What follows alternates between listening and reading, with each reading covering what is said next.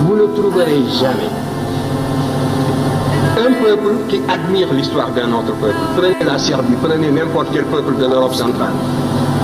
Ce que le peuple de l'Europe centrale voudrait, c'est de refaire le chemin humble que ses ancêtres ont suivi, de retrouver le lien conducteur, le fil ténu qui le lie à ses ancêtres les plus lointains, quel que soit le caractère humble de l'expérience que ces peuples ont vécu, que ces ancêtres ont vécu, de pouvoir retrouver la somme de ses réussites, de ses succès et de ses échecs, parce que il est fait de tout cela. De la même façon, ce qui m'intéressait, c'était de remonter l'Afrique. Moi, quand je m'occupais d'histoire, nous étions presque une génération spontanée. On nous disait que le nègre de grande taille n'était pas un indigène de l'Afrique. C'était les théories, justement, de Rivet qui étaient en vigueur. L'Afrique était peuplée à partir de l'Océanie. Donc, le noir que vous êtes et moi, nous sommes des occupants. Nous sommes des étrangers qui sont venus sur un sol qui nous est étranger. Les seuls habitants de ce pays, c'était les pygmées.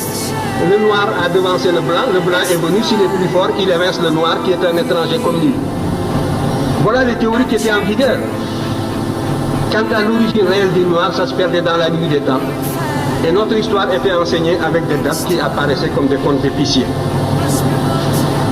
Alors, devant une telle situation, la seule chose qui m'intéressait, c'était, j'étais habité par la certitude, a priori, que nous sommes là, sur ce continent, en même temps que les autres, que nous avons toujours vécu ici, que nous sommes des noirs capables, des hommes capables, aussi capables que les autres. C'était la seule chose que l'on pouvait supposer a priori.